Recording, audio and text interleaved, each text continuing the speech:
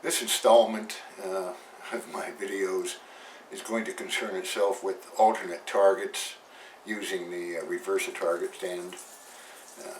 I know I have some complaints about the target stands that they make, but it's actually not quite that bad, really. So what we're going to do here is talk about the different kinds of targets that I make and that you can make as well for shooting with the Reversa Target Stands, using them in a way that I really don't think they were designed to be used, but it works out very, very well. And I'll tell you everything that you're going to need besides the Reversa Target Stands, and how to do it, what's involved, and it's going to be in two parts. This is just the introduction to both parts. I'm going to show you what I have done with the Reversa Target Stands, and then how I install them, and then the little targets that I make for using with the stands. There's several different kinds.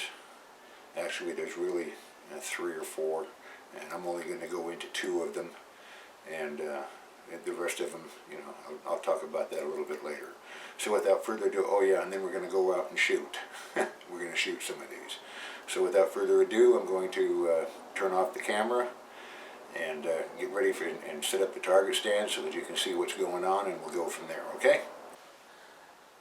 Okay, this is the target stand as it's been assembled. Because I live in Saudi Arabia, or not in Saudi Arabia, because I live in Las Vegas, of course the terrain's pretty much the same. It's kind of desert around here, and although the Reversa Target Stands were built to stick in the ground, places like here, it's next to impossible.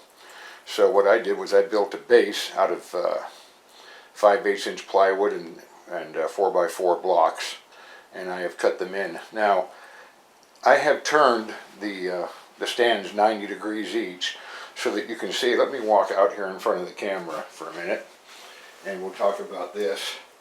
This is a piece of threaded rod, and I use threaded because, and you'll see in a minute why, you can see how these things, they aren't real sturdy, but they do, okay? Once you put the wood into it, they're not bad. I also use, let me walk around here, I use a 3/4 inch dowel that you can also stick in here, like that, so that you can have 2. Now if you're going to use dowel, I strongly suggest that you cut little grooves into the dowel. They don't have to be very deep, 1/8 of an inch is enough, so that you can go all the way across it. So you'll see why in just a minute. And with this, you don't have to. Besides, this will hold a hell of a lot more weight than this down here. Well, these will tend to sag a little bit.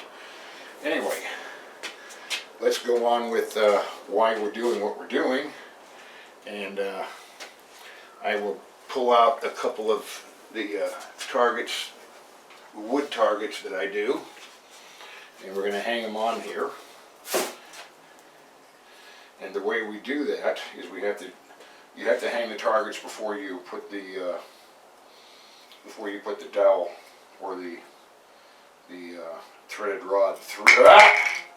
Now, so much for that. I'll do that one again later. Let's do a white one. Use fishing line to hang because it's almost invisible, and you don't see the fishing line as much as you do.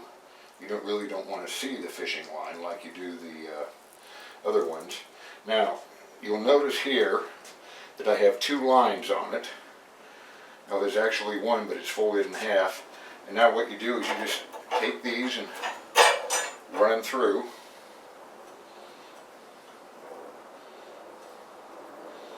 Then put it back on, so that now you have your target sitting here. And you can make the fishing line any size you want. The wind, as you can see, will make it move a little bit, and that's fine because the reason I do this is because I want moving targets. When there's a little bit of a breeze, they'll jump around a little bit. It makes them a little bit more difficult to hit, rather than a stationary target all the time. The wind can hit them, do that to them, and that's the way it goes. Now they come in different sizes. That is a 3x3. This is a 4x4. Does the same thing. It's got the things to hang on it. You can put that one down on the other one. I'm not going to, well, I guess I can. This one's not going to stay as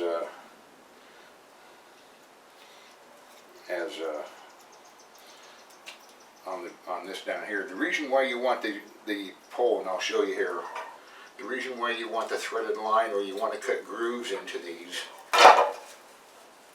is so that they don't move around on the bar so much. Now you can see that this one's a little bit of an angle, so all you have to do is just kind of straighten it out. Pull this threads back here in the back a little. There we go. Now the problem with this is that these can move around like this, okay? You want them to keep stationary. I usually try to put them so that they're exactly straight down like that. And you can go from there. When you hit them, they're going to move. Now, of course, they don't last very long. I mean, 7, 8, 9, 10 shots on them and they're going to disintegrate, but they're easy to make. You don't even have to paint them like I do. I just paint them because I got a lot of time on my hands being retired. And the nice thing about this one is, about the threaded rod is too, is that if you happen to hit it with a bullet, it's not going to damage it. These you can cut in half with a bullet easily. So I tend to use this. But if you don't really have to worry too much about it, you can use the wooden dowel. Now, you can put 3 or 4 targets on here, depends on how many you want to do. Now I have another kind that I like. The problem with these little wood targets is that when the wind hits them and they're doing this, that can happen. Okay. And now you're kind of stuck. The only way to keep that from happening really is to spread them out. If you spread them out like that, then it can't do that. Okay. Same thing down here. So that's fine, but if you ever get where they turn this way, now you don't have much of a target to shoot at.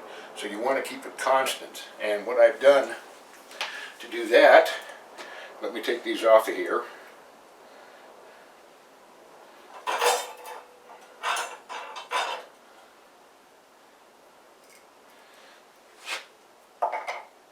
And I'll show you what else, another thing that you can do.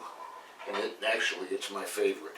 I'm just showing you both of these so that you know. Now you can also go to Salvation Army, places like that. You can pick up old frying pans. You can turn those into targets by taking the handles off. There's a lot of different things that you can do. The little tin serving trays, you can do those.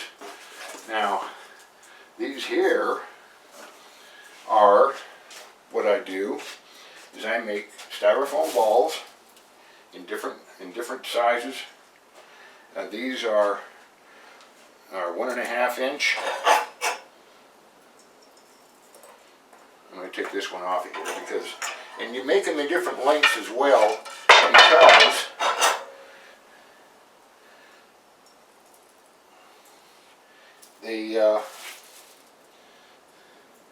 these you'll notice don't have 2, they only have 1.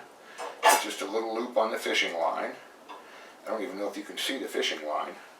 But you'll notice how they move. And the nice thing about these is if the wind hits them, the target size stays constant all the time. So you don't have to, you can move them around just like that. And once they're into the threaded rod, they don't move one way or the other. They'll move this way and this way, but they don't do anything else. Now this is what I like to shoot at a lot of times. It's more fun. I mean, yeah, I'm a precision shooter. I like to shoot at targets, but every once in a while, anything gets a little boring. So what I do is I shoot these. Now, they're not hard to do. I'll show you how to make one. I use really hard styrofoam balls, and I'll get into that a little bit later, okay? So I guess that's really about all there is to say on this. Okay, we start out with this is what, a 2.5 inch. You notice that on here there's a little dot. I use that as my guide. I have a nice big nail. Because these are really hard, and these will last a lot longer. That's why I use these. These will last a lot longer. They'll absorb a lot more hits than the other really foamy kind. and these are hard, and they're so hard that you actually, to put a hole in it, you've got to use a hammer and a nail because they are very, very hard. Okay?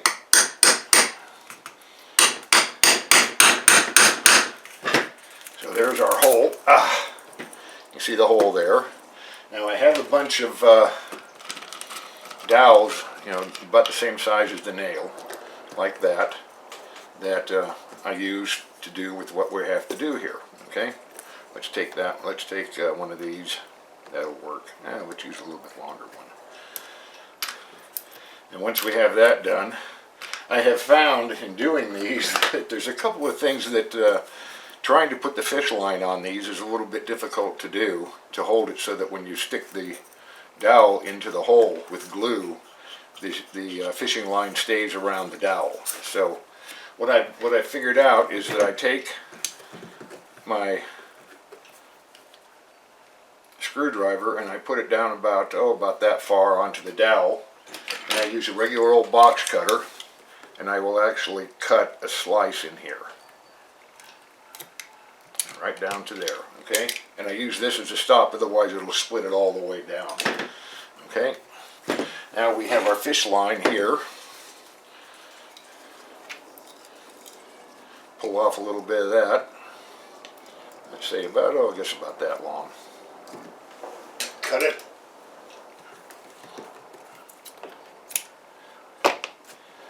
Put a loop in it. Okay, we're back. I got a loop in it. I don't know if you can see it, but there's a loop in there. Now we take this. We're going to have to get the glue out. I use the Gorilla Glue. You can use any wood glue, any kind you want, but the wood glue seems to work the best, for me anyway. And you got to put a little dab down in here. Squeeze a little out, let it fill up like that. It will go down in there like that. Okay, let me set the screwdriver on the pliers there so it will stay solid. Now we go back in here again with the fish line, and we had that little cut in there, which ended up, there it is. And what I do is I just kind of lay the thing down in there. There we go. Fish line is locked in. Then we just take the dowel, shove it down in. You know, like I say, we're not doing these for anything except to shoot holes into, so they don't have to be all that good. There we go. It's done. And it can hang just like that. Okay. You make these different lengths. You make the this a little bit longer or shorter depending on how you want to do it. The reason for that is so that they're not all at exactly the same height, and they'll swing different. They'll move differently depending on the length of the line. Okay, and this line, when you're even at 25 yards, that line becomes invisible. All you see is the ball. Okay, and those are the other ones that we know how to make now. Okay, like I said, you can use frying pans. You can use all kinds of things for it. I don't do frying pans anymore or that kind of stuff, because on a firing range, you know, especially if you're shooting 22, they're not really safe. Okay? In fact, the range I'm at, you can't use the big heavy steel targets. They don't allow them. So if you want to do that, you go out in the desert. Now if you shoot jugs filled with water, stuff like that, you have to clean up your mess naturally. But and that's about it. So I think what we're going to do now is go out to the range and we're going to shoot some of these, and you'll be able to see. I mean, it's going to be very, very windy for the next couple of days, 24 and 25 to 30 mile an hour winds, so I won't be doing it today because there's no way in hell I'll be able to hit anything at 50 yards or at 100 yards with these things moving the way they do.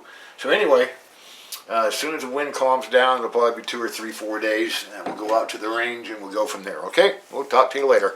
See you out at the range. Bye-bye. They're downrange.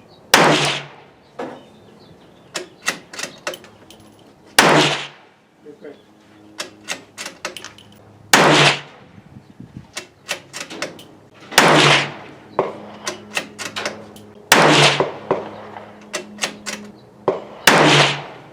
Miss.